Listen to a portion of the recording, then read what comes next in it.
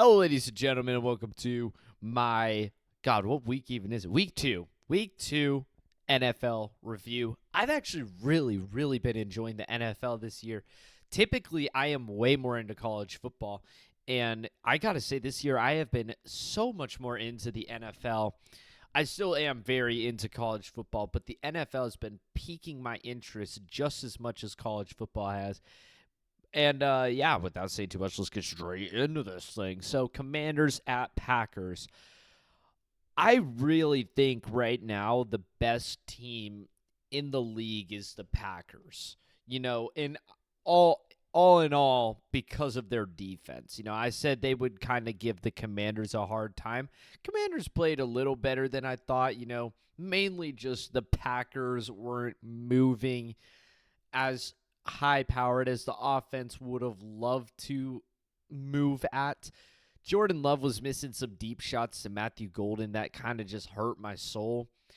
And I'm not a Packers fan. Don't get that twisted, but I love me a good deep shot connection. He was as I was trying to say. He was mything Matthew Golden on those deep shots. And the 8 points came at the end of the game from the Commanders. It would have been 10-27, but they scored with 3 minutes left. It was just really lopsided. Austin Eckler tore his Achilles in this game. Jaden Daniels, he suffered an injury to the knee. Yeah, I think it was to the knee, and so keep an eye out for that. Don't know if that's super serious. It says day to day, but Austin Eckler is cooked. He has torn his Achilles, which Ja'Cory Krosky-Merritt is kind of already like the starting running back there, or at least he should be at this point instead of Austin Eckler. But I mean, the Packers would just be so much better if they could hit those deep shots. But Tucker Kraft, on the other hand, he was an absolute offensive powerhouse, dude. He looked like damn Trey McBride out there, constantly just torching the defense, constantly getting open, made it look easy for the Packers. And also, Josh Jacobs is just a beast back there. I would seriously put Josh Jacobs in the top 5 running back conversation right now. He plays so hard, and he is a great running back. The Packers have something. If Jordan Love could just start connecting with Matthew Golden more, this offense will take another step, because he was beating the defense over the top with his speed, and he was just missing him, man, overshooting him. They could connect on that more.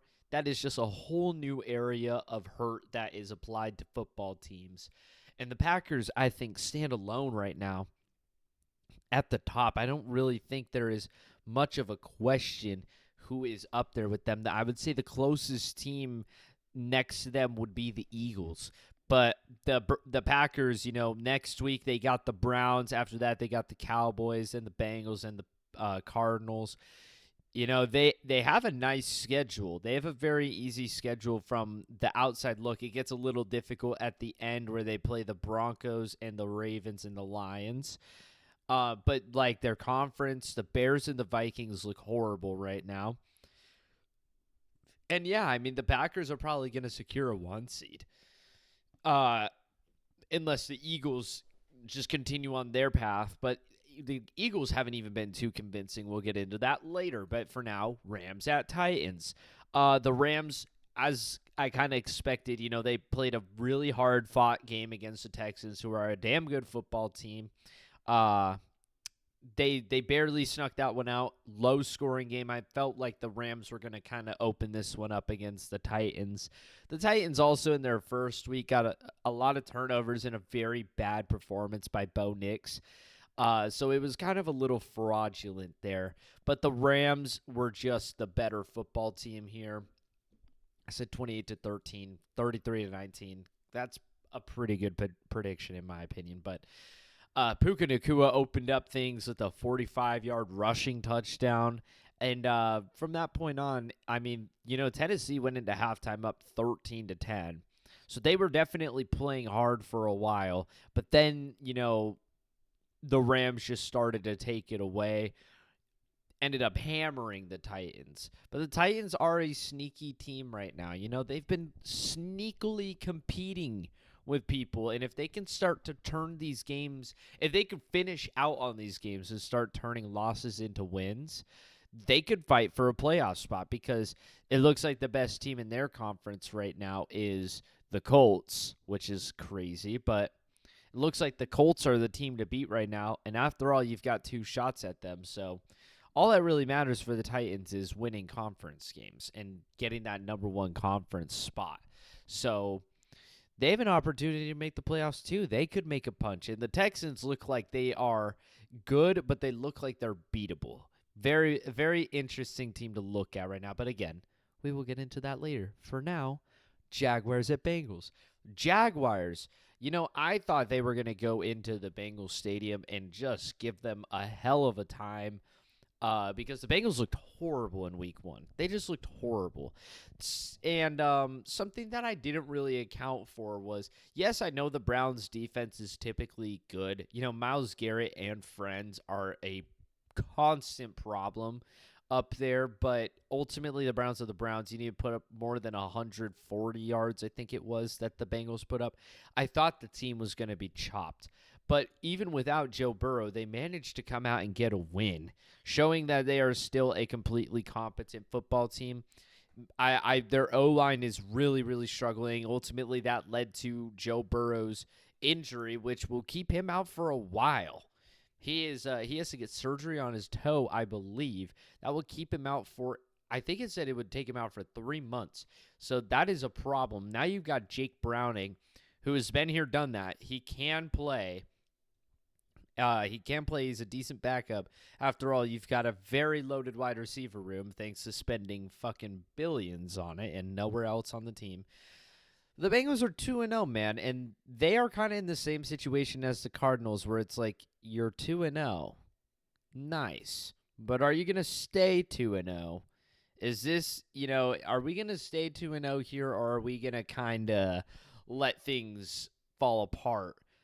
I don't know. Because Jake Browning, after all, has the capabilities to be a good quarterback. But there's a reason he's a backup at the same time. So the Bengals are kind of going to fall into a spot of mid. And unfortunately, I think Joe Burrow will probably return in like the second to last week of football. Maybe before it's too late. But the Jaguars had this one ready to go home, man. They had this one ready to go home. And they chose to go for it, which in theory was the right decision, because the Bengals would have scored a touchdown with 18 seconds left anyways. But they need to convert that. And you know who has looked absolutely horrible so far is Travis Hunter. Travis Hunter has really not done anything. And also, this failed 4th and 5 that they went for, they were put on that side of the field by an interception by Jake Browning. An interception that put them right there. They could have won the game right then and there, and they blew it. I mean, Travis Hunter offensively has just been completely absent. Like, has not been living up to what he was supposed to be. I'm not too sure about his stats defensively. I kind of noticed they were picking on him a little bit, throwing in his direction. Maybe just happened to be when I turned on the game or whenever Red Zone switched to the game. But Jaguars take an L here in a game that they should be taking a W in. But the Bengals get another win, and a win is a win. Browns at Ravens. Who would have thought the Browns got absolutely torched by the Ravens after the Ravens had their hearts broken? Nothing new there. Bills at Jets. So this week opened my eyes to the reality behind the Steelers and the Jets. And it's that both of them are actually just really bad. They were just 2 bad teams competing against each other. Because the Bills made such easy work of the Jets. My gosh. This was my prediction. And I almost picked the Jets to win this game. I said in my prediction video, I wanted to pick them, but I wasn't confident enough or something like that. But I didn't, and thankfully I didn't, because the Bills ended up absolutely destroying the Jets. And now Justin Fields is on the concussion protocol. So The Jets are kind of cooked. They're 0-2 now, and they needed that week 1 win against the Steelers. The Steelers, we'll get to them later, but yeah, the Jets are kind of cooked. And this Bills conference, oh my God, it is so wide open. The Dolphins look like shit. Patriots look like shit. Jets look like shit. And then the Bills look like the best team in the league.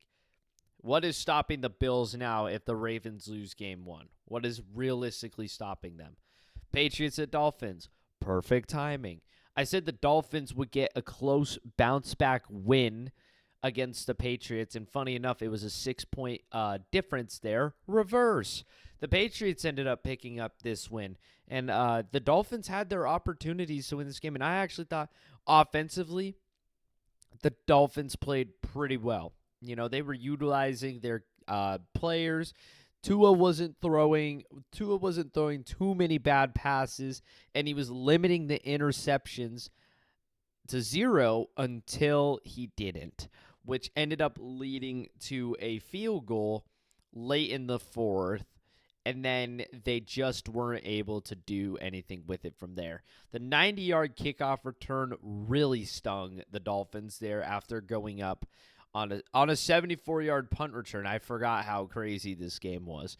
After a 74-yard punt return, the Patriots respond with a 90-yard kickoff return, and then you throw an interception after a drive or two. I think it was like, let's see here.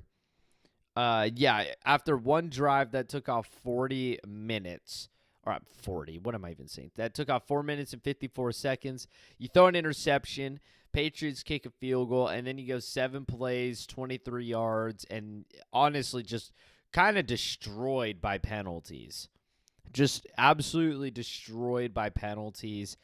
And the sack really hurt putting them just down. That they lost it. Once Tua threw that interception, game was kind of over. You know, you need to limit that as the Dolphins quarterback. Your team is obviously not super spectacular right now. You got to limit the interceptions, and he was not able to. So the Dolphins take their second L, and they're tied with the Jets for the worst in their conference.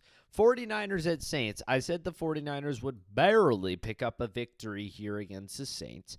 They barely did.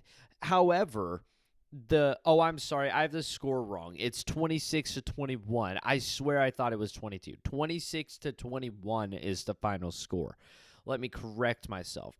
The 49ers have a kicker now. That's good. Oh, yeah, no. He missed the extra point, which looked really scary. But then he actually turned up from that point on, started making his kicks. How to shake out the dust. Had to get the rust off. But the 49ers were up pretty big in this game. It was definitely a football game, but it was also kind of just the 49ers the whole time, leading by a score or two. But every time they tried to go up by a second score, the Saints would respond with points.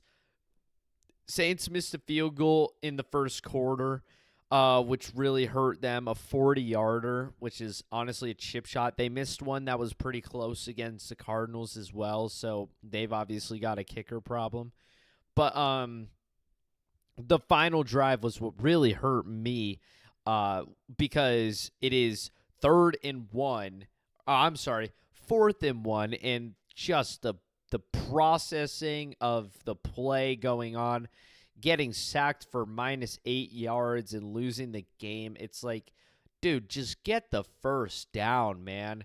Quick pass or run or something. Like, get the first down, keep the sticks moving, and instead you take a sack in which you also fumbled the ball on. It was just they fell apart. And Mac Jones, you know, a stat line says one thing. He was 26 for 39, 272 yards, and 3 touchdowns. Yes, but this is the Saints we're talking about, you know, and they're only putting up 26 points. I don't know. I'm not too sure about the 49ers. I'm not too sure. especially with Mac Jones at the helm. Mac Jones has kind of done this where he gets his shot and he shows out. He did it last year with the Jaguars. I don't think he picked up the win, but he ended up actually having like a really good game. But then from that point on, it just gets worse. It just gets worse and worse and worse. But Mac Jones at the helm. Jawan Jennings was the key receiver by far, which really just comes to show how good the 49ers are when they are healthy. Because, my God, there's no George Kittle. There's no Brandon Ayuk. Like, two of your best receiving options right there. You do have Christian McCaffrey and Ricky Pearsall. But even when all is said and done, you don't have those people. I swear I'm missing somebody in my head right now. Oh, well, Debo's gone, so that doesn't count. That was I think that's who I think I was missing. And Jawan Jennings is just able. Every time he's put in that position, he delivers, and he turns into the best receiver on the team, no doubt about it. Ricky Pearsall was also great. Christian McCaffrey is also ridiculous.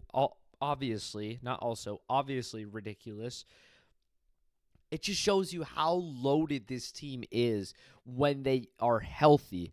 And also, this is really not helping out Brock Purdy's case right now that he is out with an injury, that Mac Jones can come in and look like Jesus.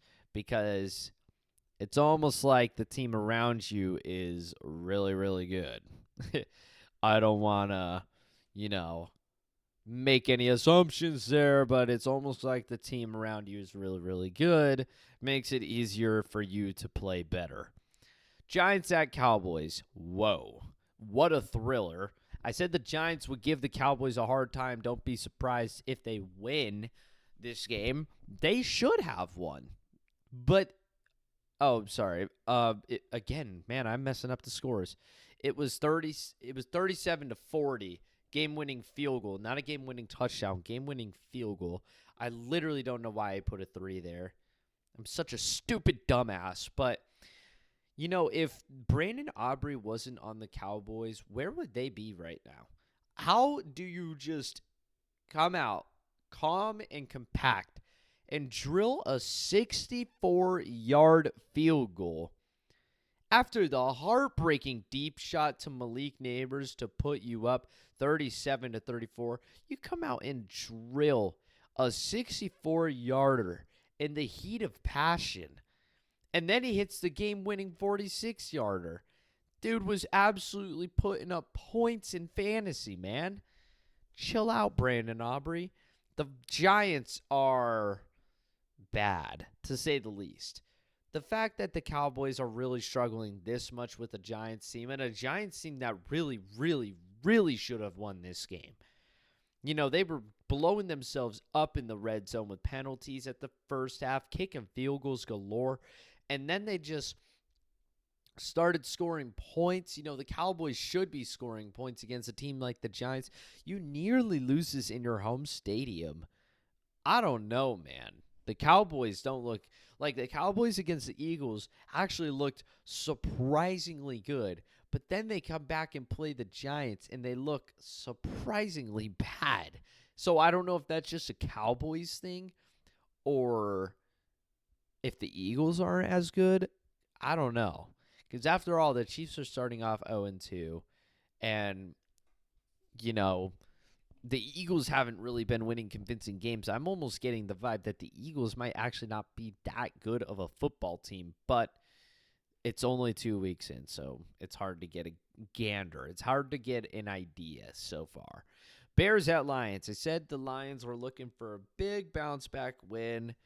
I was way understating that by 30 points. I don't know why I had that at 30 points because I knew that the Lions were going to put up an offensive performance, especially against their former offensive coordinator who's now the head coach. Obviously, there's going to be a lot of competition here.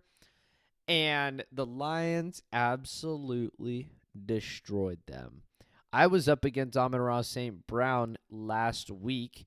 Thank God I wasn't against him this week because holy moly, he absolutely ripped people apart. 9 receptions, 115 yards, 3 touchdowns. He also had 2 carries for 7 yards, so slap on an extra .7.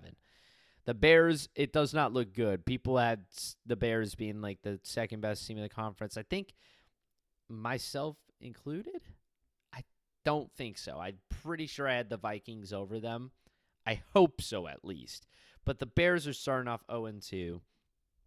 Doesn't look good for the Bears. Huge bounce back win for Lions, showing that they're still a good football team after their bad performance in week 1 against the Packers. For the standard that the Lions were entering this season, to go in and put up like such a minimal offensive performance and barely score any points, it was not a good look for the Giants season going forward. The Lions. Don't even know why I'm saying the Giants.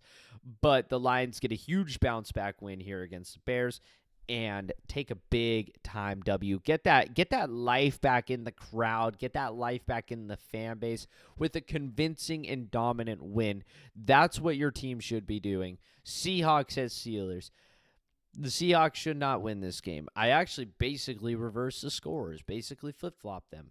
But the Seahawks should not have won this game. That kickoff for 7 points is just not even football at that point. It's like, of course, it's in the rule book. But it's like, man, fuck that. That is so stupid. That's freebie gimmies. That's freebie gimme a win, bro. The Steelers were putting up a competition. Now, I do think the Seahawks would have probably won this game had that touchdown not occurred. But since they did get that touchdown, it solidified the fact that they were winning this game. And it also is like, even if there was some sort of miracle in Aaron Rodgers, which he is a miracle working man, they didn't get it because of that stupid fucking kick return. I mean, the fumble return touchdown gave them a 24-14 lead when they were getting ready to get the ball back. They were getting ready to get the ball back and potentially go take the lead. Instead, they're handing them 7 free points that they didn't work for whatsoever. A momentum killer and a game killer because ultimately they lost. Broncos at Colts. Wow, this game was fucking crazy. The crowd in this, dude, props to the Colts, man. Y'all have a fan base, bro. When there's life in the Colts, bro, they show up. That place was rocking. That place was loud. And I said the Broncos would pick up a close and unconvincing win here, but they are after all, the better team. And damn, that's a damn good, like, come on, man. Look at how close this fucking prediction is. But I picked the wrong team to win, man. It hurts. I'm off on the final score by 2 points, and it's literally an L on my record because the Colts ended up getting that final field goal. Dude, I mean, I thought, I was like, whoa, that's a damn good prediction. 28-27 ended up being 28-26. But then the leverage penalty, which was weird, and then they get the field goal right down the middle. I was really, really questioning the coaching from the Colts. My God, you have timeouts. Why aren't you trying to just push the ball a little further, man? Like, and they let the clock run down as low as possible, and then they do a run play, which ends up resulting in a loss. Like, they know you're running the ball, man. If I was the Colts, don't load everybody up on the line like that. Put some receivers out on the edge and make it look like this could potentially be a quick pass or something for like 5 yards. And then maybe just have like Daniel Jones run it forward for like a yard or 2 if you're going to do that. And just make sure Brody holds onto the ball, or maybe late handoff to Jonathan Taylor, something along the lines. You have a timeout. But instead they just load everybody up on the line against one of the best defenses in the league. Hand it off, and he gets hit in the backfield. Makes it a 60-yarder instead of like a 58 or something, which isn't a crazy change, but it's definitely going to get in the kicker's head. I didn't understand that. And I think they also kicked it with like 7 seconds left. It was very, very questionable, to say the least. But Colts pick up a big win here against the Broncos. Broncos would love to have this one back.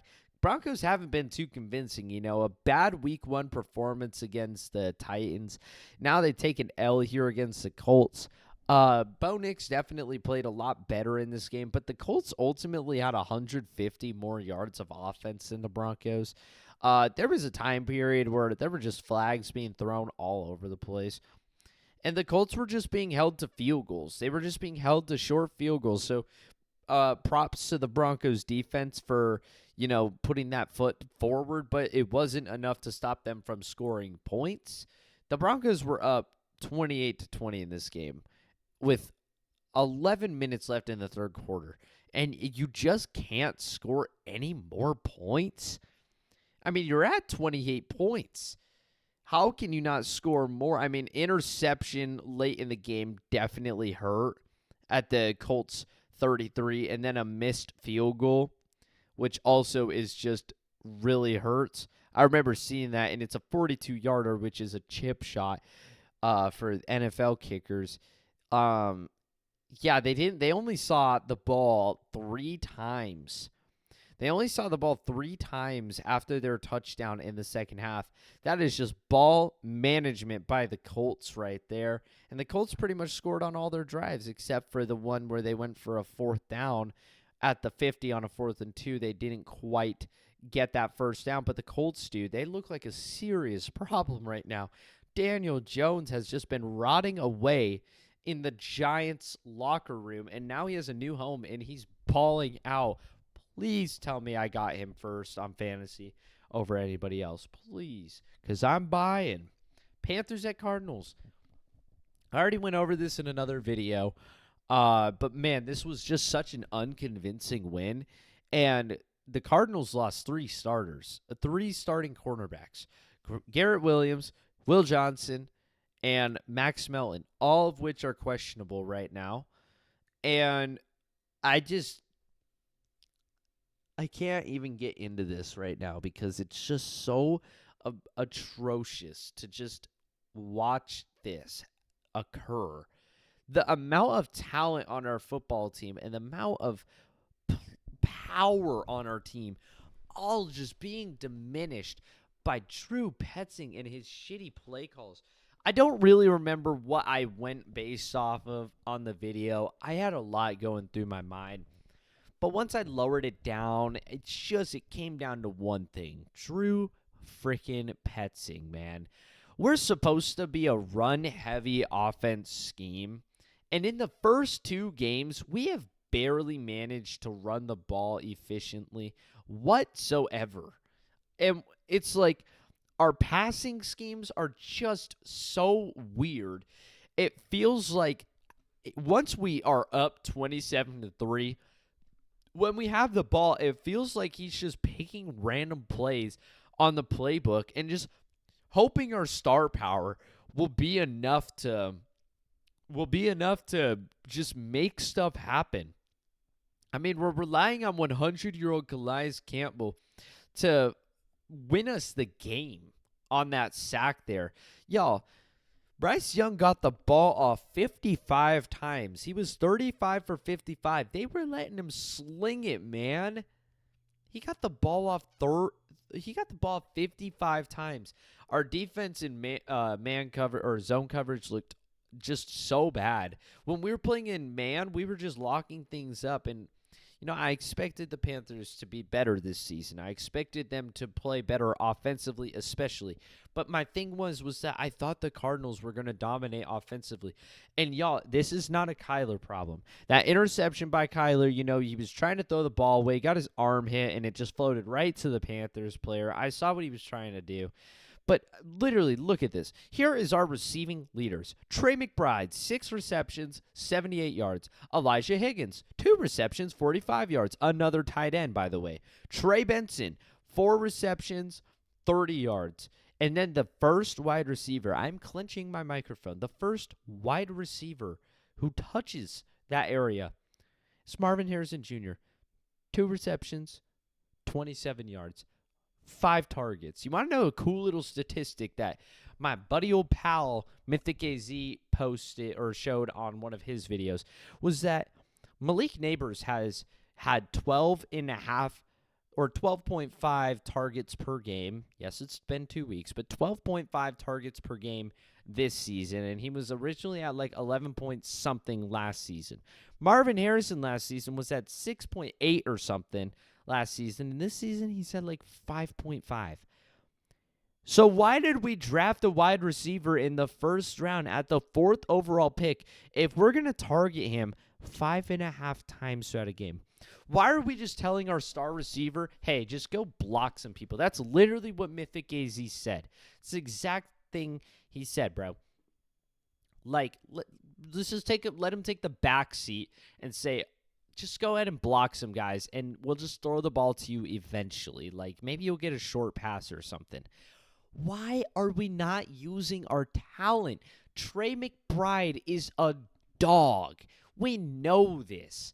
Marvin Harrison Jr. is a prospect of all time. He was the most highly praised receiver in that draft by far.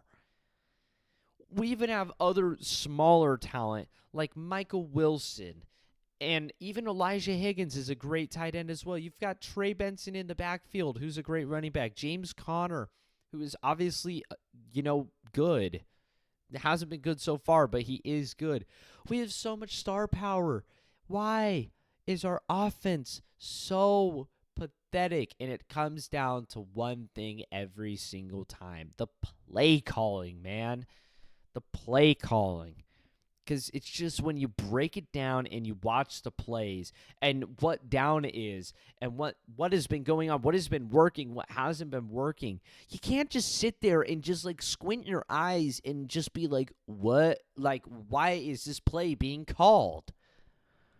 It doesn't make any sense. In 10 of our 27 points were granted to us on a silver platter by defensive turnovers. One of them was done entirely by the defense.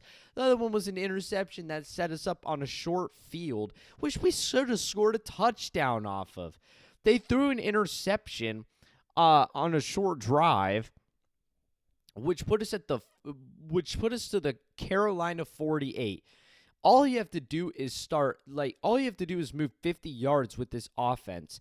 And we managed to get the ball down to the 11-yard line where we had to kick a 29-yard field goal. And that was the other thing was penalties were just destroying us, man. It just feels like this team it doesn't want to win. It's winning, but it doesn't want to anymore. It's like after it gets up 27-3, Drew Petzing starts just fucking around with these play calls. Team starts getting bad holding calls and whatnot, which our O-line has not been fitting the description that they were fitting last year. They are not the same team. We've got to throw the ball through the air. And if you want to run the ball, it's going to be because the pass game is ripping people apart. Let Kyler sling the rock, bro. Let him throw it. And guess what? If he doesn't throw it good, and if Kyler starts throwing the ball bad and starts throwing interceptions and getting sacked and just looks awful back there, then guess what? We got a thing called a first-round draft pick next year with a lot of quarterbacks that are going to be high prospects going into that draft. Like, if he starts playing bad, go ahead and make a business decision and move on from your franchise quarterback that you've had since 2019. If it's not working out, because it's just going to continue to be the same. But he won't be bad. That's the thing. He won't be bad if you let him throw it. Kyler Murray has really never been bad.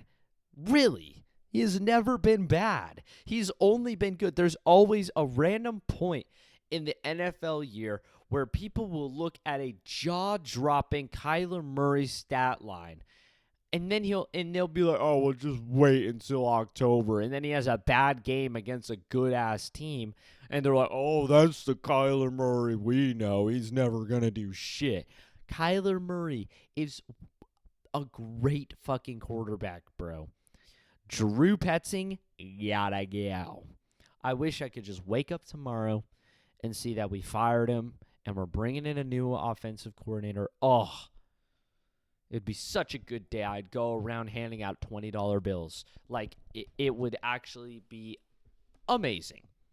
I would go to like a frozen or a shaved ice place, and I would bring a cooler, and I'd just buy like 50 frozen ice things, and I'd just go around my neighborhood and just hand it out to everybody, and just be like, they'll be like, "What are you doing this for?" "Oh, well, Drew Petzing got fired." Of course, Drew Petzing got fired. It's the greatest day for a Cardinals fan. I really despise Drew Petzing right now. And if we go into the 49ers, a team with Mac Jones, no Brandon Ayuk, no George Kittle, what a completely winnable game for the Cardinals, and we lose like by putting up 10 points, I might just not turn on another Cardinals game. I might just watch the rest of the league. I might just not turn on another Cardinals game. And that'll be that. Can't take it, dude. At least the Diamondbacks are winning. Hopefully I don't jinx that, so I'll just knock on some wood. Eagles at Chiefs. Super Bowl rematch was a letdown. This one was so freaking boring. And I don't understand what is up with Patrick Mahomes, or even just up maybe with the play calling. Why is it when they're down by 2 scores, they're like, "Okay, Patrick Mahomes, throw the ball deep," and he does, and he delivers an absolute, like, just a great pass. Now, he missed the same person, Tyquan Thornton, wide open for a touchdown. He missed him. That one hurt. But then he hit him later for a 49-yard touchdown to make it a 3-point game. It's like, oh, why haven't you been trying shit like this the whole time? Clearly it's there. Like, you had him twice and you got him once. Why haven't you been trying this more? I don't understand why more NFL teams don't take shots like this. I understand it's more complex, and I'm just a stupid, dumbass NFL fan. But seriously, it's like every time somebody runs deep and they just get a step on them, they send a really fast person going deep, and the quarterback launches up their cannon and slings the ball deep, it always seems to work. Whether it is a caught pass or a dropped pass, the receiver is seemingly open. It is there. And it's like it just doesn't connect. I don't know, man. But this one was so fucking boring. I swear, every time Red Zone switched over to it, the Eagles were lining up in a tush-push formation. And the Eagles right now don't look convincing. I mean, the Chiefs are now 2-0. Or, I'm sorry, 0-2. With the loss to the Eagles and the Chargers, 2 very respectable teams. But then it's that week one. It's that week one win over the Cowboys. Cowboys don't look good right now. And barely squeaked this one out. Made the Cowboys look really good in week one. Now, not so much. So I'm kind of skeptical of both of these teams, really. Falcons at Vikings. I'm actually happy I picked the Falcons here. It's very easy to pick the Vikings after how well J.J. McCarthy turned up. I believe McCarthy's actually hurt now. But he did not play good in this game. He played great in the fourth quarter against the Bears, but guess what? That's the Bears. That's the Bears. Michael Penix Jr., the Vikings have a really good defense. They had a really good defense last year, so I'm not surprised that they didn't have a good, or that they have a good defense this year. But it's just their offense is taking a major step back, obviously, with the loss of Sam Darnold and the bringing in of J.J. McCarthy. I'm not too sure what the situation is. I mean, he only threw the ball 21 times. It may be because he got hurt. No, he didn't get hurt, and they didn't put in a new quarterback. But he only threw the ball 21 times in 4 quarters, and mainly because 11 catches and 2 interceptions. He was having a really hard time, and the Falcons actually do look to have a good defense right now. But the Vikings turned the ball over 4 times, and the Falcons are winning this thing 22-6. The Falcons are being shut down to field goals. Thank goodness they got rid of Younghoe Koo. I think that's his name, or Younghoe Koo. I can't remember. They bring in Parker Romo, and dude was drilling field goal after field goal, man. Field goal after field goal. Field goals up to 15 points, and then they cap it off with a touchdown. Michael Penix really struggled. 135, 13 for 21, no touchdowns. He took 3 sacks, but the running game was just dominant. Bijan Robinson, 22 carries, 143 yards. Tyler Algier, 16 carries, 76 yards. They were just beating him on the floor. Drake London actually was in this game. I didn't expect him to play, but the Falcons pick up a win. That's important for them. and the Vikings lose one. That's not good. Bucks at Texans. This one actually was played today. And the Bucks barely won this game. I said they would win a close one, though they won a close one. They won a close one, all right. They shouldn't have won this game again. A game the Texans had in their hands, and they lost it. The resurrection of Nick Chubb has arrived. He was playing good today. No Joe Mixon. That's fine. We got Nick Chubb. 12 carries, 43 yards, 1 touchdown. Not crazy, but for, 12 carries, pretty damn good, especially since one of those 12 was a 25-yard breakaway touchdown run. C.J. Stroud, though, man. 13 for 24, 207 yards, 1 touchdown. Scrambled, ran the ball 4 times for 27 yards. I don't know, bro. It's just like, I don't know. Oh, my God. I thought that said 2 for 9 on 4th down efficiency. I was like, what? The Bucs just controlled the time of possession here, limiting the amount that the Texans really got to see the field. The Bucs even missed a field goal in this one. Baker Mayfield might have gotten hurt. He got back up and talked some shit, but he might have gotten hurt. Ultimately, the Buccaneers were the better team. 100 more yards of offense. Same amount of penalty yards. Bucs had 1 more penalty, however. The Bucs should have won this game, and they did. Came down to the wire, but they did. Texans are having some offense issues, and I'm kind of having a hard time dissecting what the problem is. People are pinning the blame on C.J. Stroud, but I don't really know. Maybe it's a team effort. Raiders at Chargers, our last game of the week, literally just finished because of how late the start was on this one. Or I'm sorry, just finished. I didn't even realize it's 11:44. I said the Raiders would lose this one 21-31. Didn't really think they had it in them to beat the Chargers. It was a pretty good performance by the Raiders. They're definitely making a statement by being competitive in their games. But Geno Smith was an interception throwing machine. 3 interceptions by Mr. Geno. And the Raiders had 100 less yards of offense. They pretty much just got beat. That's it. 43 passes by Geno, 24 were completed. Ashton GT, he did pretty good on the floor. Yeah, definitely for 11 carries and 43 yards.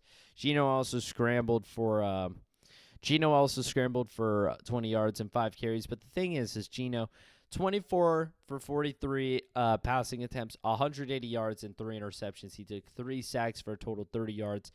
He was struggling, man. He was struggling, and that could be due to the fact that the Chargers might be the best team in this conference and one of the best teams in the AFC. But still, not a good look for the Raiders in terms of the quarterback that they brought in, but a good look for the rest of the team overall. You're competing.